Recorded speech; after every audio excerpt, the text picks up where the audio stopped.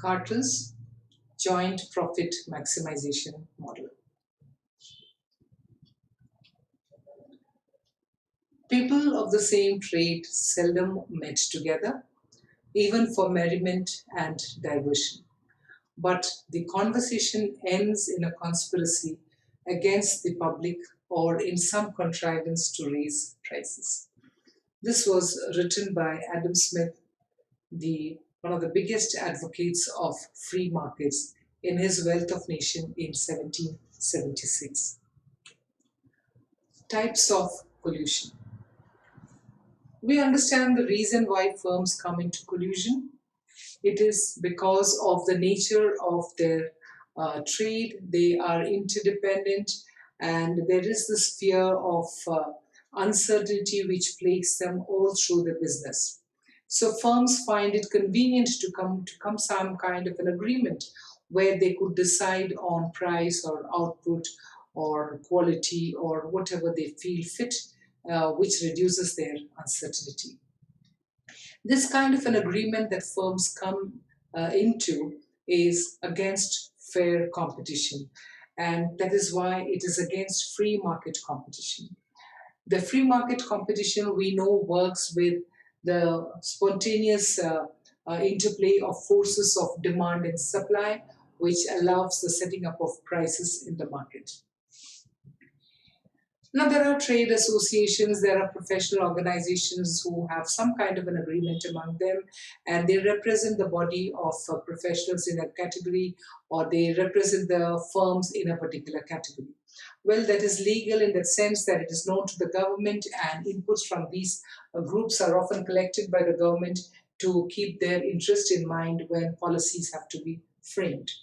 But there is another kind of groups where the firms are not carrying out this activity by informing the government, rather they are colluding with each other, and they are forming a cartel which is against the rules of the land.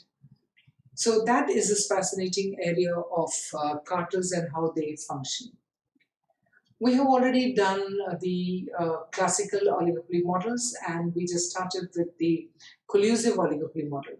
In the collusive oligopoly category, we have two kinds of models. One is called the cartels, and the second variety is the price leadership model. In the cartel category, we have two models. Again, we call them the joint profit maximization model and the market sharing model. So we shall look into all of them in course of our presentation. So today's presentation is on joint profit maximization model. If we want to look at the cartels in history, we understand that some kind of an agreement, some kind of a collusion has always been a part when trade has been taking place. But we also find references to the cartels having increased in number the post World War II. And then there have been periods where the countries have accepted cartels, and there have been periods where there have been relative intolerance towards the formation and working of cartels. But cartels continue to be obstructed in their working in several parts of the world and in the circumstances they operate in. So most popular form of anti-competitive agreement is a cartel. Now looking at a definition for cartel, we could say like this: it is an association of producers in any particular industry who by agreement and among themselves attempt to control production, sale and prices of the product. It amounts to unfair trade practices. In India, we know that there are cartels operating in the cement, telecom, aviation, battery. These industries seem to have cartels operating. In the international market, we know of the oil producing and exporting countries who operate cartels for the production and price fixation of petroleum products. In the further illegal market, we can see the Mexican powerful drug cartel which is involved in the international narcotic drug trade, and they are known for crime and violence that accompanies this narcotics trade, and they are very powerful in that way. They are very well organized cartel, as what we read about them.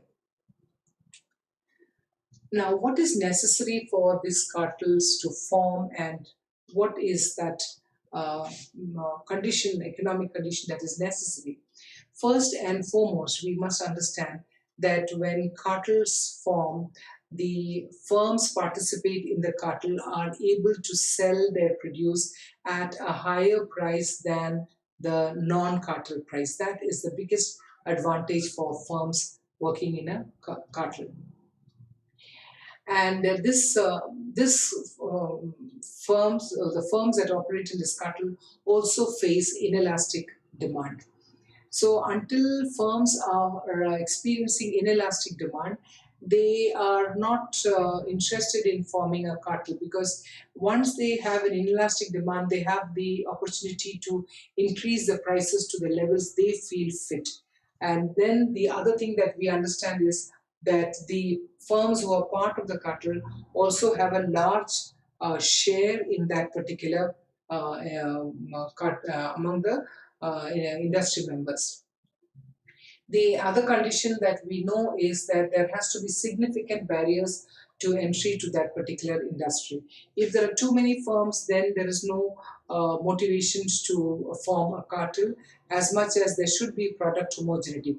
Product diversity creates more trouble in fixation of price and output among cartel firms. So they prefer firms which are the product which is of homogeneous nature. That is why telecom, aviation, cement, battery industry, they all fall into that category.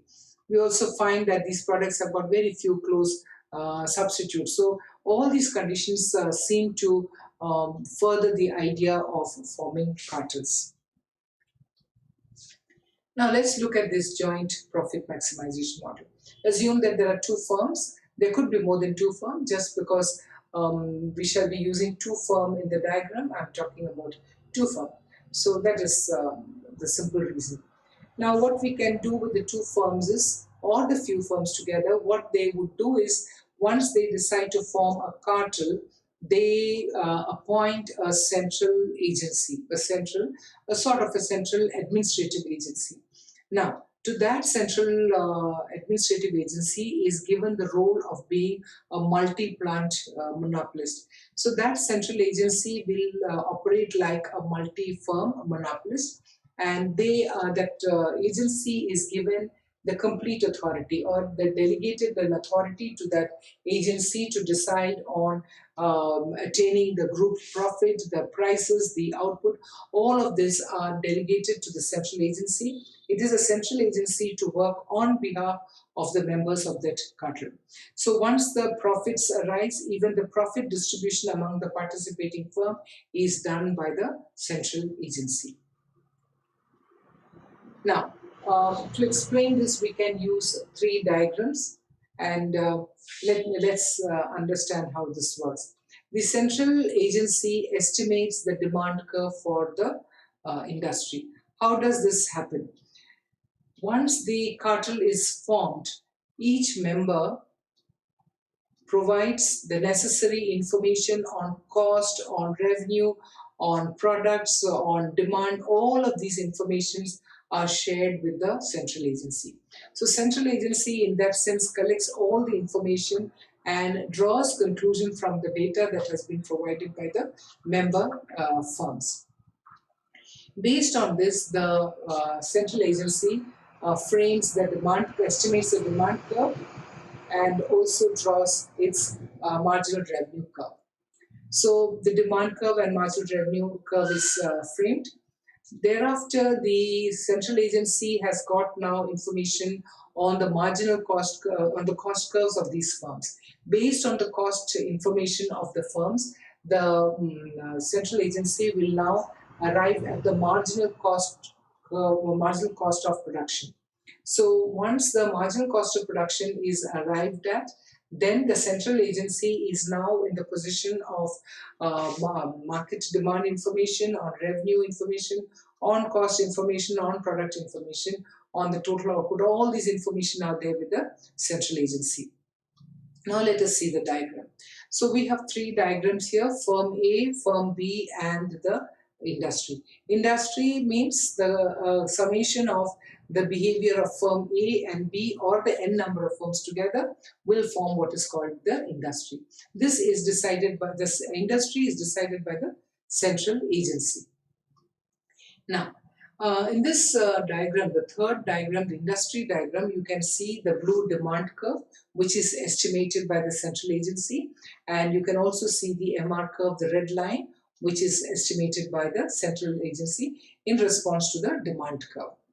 So based on this demand curve and the MR curve, it now uses the cost information, because it has already collected the cost information from individual firms. So the marginal cost of the industry is the summation of the marginal cost of firm 1, firm 2, or firm 3 and 4. So the summation of these cost curve gives the marginal cost curve of the industry. You can see the black line, which is MC. MC is equal to MC1 plus MC2. Now, if a firm has to operate like a monopolist, then it is obvious that the MR and MC must intersect. So for this industry, because a monopolist is also the industry, so you can find here that the MR curve and MC curve is equal to MR at point E. So at this point E, the output is determined at X. So the output that the industry will decide to produce is quantity OX. OX is the quantity at the intersection point of MC is with MR. Now, I hope these you have watched these videos earlier, but I shall give the link to these models, to these presentations in the description box. You may watch them if you have not watched them. So MC equal to MR is at point E, and the output that is fixed is at OX. Then the price for this output OX is OP. So OP is the monopolist price and OX is the output. Now let's look to the next firm 1 and firm B. So once the output has been decided by the central agency as OX, this output is now allocated to firm 1 and firm V. Very much what we see in politics, how when there is a collusion, how firms allocate, how the political parties get their seats allocated when there is an election. So that's the same rule here. So the output is fixed, and this output is now going to be decided between firm A and firm B. Now let's look at firm A. Firm A, marginal cost. See, whatever is the price and output, that is the same thing that is going to continue for both the firms. You can see that line that is connecting the diagrams of firm A and B.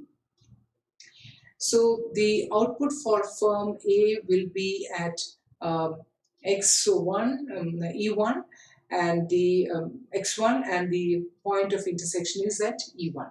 So at E1 point, the firm will produce at X1, because its MR curve is already there with the industry. So here only we are seeing the minimum point on the MC curve. So the minimum point is E1. At the minimum point E1, output is OX1, and the price is already decided by the industry, which is at OP. So firm A will now sell OX1 unit of output at OP price. Now let's look at firm B. The firm B, its output will be at E2, because that is the minimum point of its marginal cost curve. So at point E2, the output that the firm will produce is OX2. So this has been allocated by the central agency.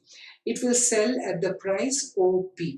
Firm B will sell it at price OP. Firm A will sell it at the price OP, and industry will also sell the price at OP. Now the next stage is that so the total output of X is equal to output of firm 1, that is x1, and output of firm 2, x2, together forms x. And the price that has been fixed by the industry, OP, is the price which will be followed both by firm A and by firm B. The next thing now we have to see is the profit that the firms will make. Now, we can see from the diagram that firm A produces a larger quantity and therefore will also be able to make a larger quantum of profit. The blue shaded area for firm A, PABC, is the profit that the firm will make. CB is the individual profit, but the total profit that the firm will make is PABC. And in the case of firm B, the output that it will make is OX2, and the price is at OP. The profit that this firm will make is PFGH. So PFGH is the profit that it will make for firm B, and firm A is the blue shaded area. So together the profit will become, firm A and firm B's profit together will be PBES. So PBES is the total profit that will be made by firm A and B together. Now the question is, how will this profit get shared by firm A and B? So it does not mean that the profit that the firms are showing here will be the one that will the firms will get it. It will depend upon the total, that is the total industry profit will depend upon firm A and B's profit. Now this profit, although individual firms have made it, this shaded area will now be distributed by the central agency to both the firms. So that is the area that the central agency will come in. Now what will decide this profit? Profits can be decided on the basis or allocated on the basis of individual output mainly, but it can also depend upon historical market shares of this particular firm. It can also depend upon the production capacity of the firm in future, and it can also look at the bargaining powers of individual firms. So if these four variables, whichever seems to be more powerful, that can decide how much profit each firm will get. But agreement is that whatever the central agency decide, that will be accepted by the participating members. Now this model appears to be, in that sense, theoretically quite easy to understand. All they join together, they decide the price, output and so on, and then they can distribute the profits as well. But what really happens in real life? Now, it's not necessary that this model always succeeds, and there are innumerable reasons why these models don't succeed. One of the main reasons why this collusive oligopoly works itself is based on trust. So, compete or cooperate. So, these are the two models that they are working on. So long we are talking about firms cooperating with each other and they are avoiding an external competition. But within the central agency, how they perform is a big question. What happens if the firms have got identical cost and identical demand? Then the sharing will also become quite controversial in that sense. More negotiations have to take place. And the other important problem that can arise is when firms don't give correct information about the market demand, revenue, cost of the product, in which case the central agency will not be able to estimate the market demand, the elasticity, or they can make mistakes in the derivation of the marginal revenue curve. So these happen because the information that they gather from these firms may be incomplete or incorrect, or the agency itself may not be able to anticipate these things. In that case, the cartel, the way it was expected to work with profit maximization, may not actually work. There could be mistake in the estimation of the cost curves also due to incomplete knowledge given to the central agency. The process of negotiation among firms is quite low, and each one would like to get the best out of the cartel that they are forming. So this could be because of the large number of firms that are of different size, It could be of different cost. It could be the number of markets, and the market of the individual firm could be different, and each firm has got different bargaining power. All put together can put a severe strain on the negotiation that has to come by to come to this formation of cartel. Once the prices arrived at, prices are considered to be sticky. Even if the cost conditions change or market conditions change, it is not very easy to change the price, and that is where the firms now will begin to leave the market because they are not able to get the benefit of joining the cartel. And there could also be, as I have explained earlier, there could be the bluffing attitude of some members of this cartel. They would like to, they cheat the cartel, they may not give the correct information. And once that happens, again, the same problem would come, that the cartel will not operate and this model may not work. There could be the existence of high cost firms, and there could be the fear of government interference. If we read the Competition Commission of India's cases that are pending with them, some of the cases are interesting as to who went and gave the complaint to the CCI. Though they were a part of the cartel, then they went and gave the complaint to the cartel, to the government. So there are very unsettling ways in which this whole cartel system works. And as long as they cooperate, it is fine. When they find that the member firms are not getting the benefit of the cartel, they disband the cartel or they leave the cartel, and they can complain against the cartel. So there are different kinds of situations that can arise out of this joint profit maximization model or the cartel model. And each firm is also allowed to keep freedom in terms of the design and the selling activities of the firm. So this results in some kind of an uncertainty again, but nevertheless that is a part of the oligopoly firms. So we can understand that joint profit maximization, though an ideal model, we call it the perfect model of cartel, but in practice this model may not work so well because this issue of competition versus cooperation, trust was the faith in this business among firms is always a difficult problem to choose when cartels are formed. So we shall the next presentation will be on the market sharing models of cartel. So please do click the like button and share it with your friends who are studying the subject, especially students of commerce, management, those who have this as a basis for developing their strategic models. This becomes the basis of that. And for students of economics, for researchers, many of these people will find that these presentations are useful. For NET students who are appearing for NET, a lot of questions I see are coming from the oligopoly models. So thank you, and please keep watching the videos and share, subscribe to this channel if you have not yet subscribed. Thank you.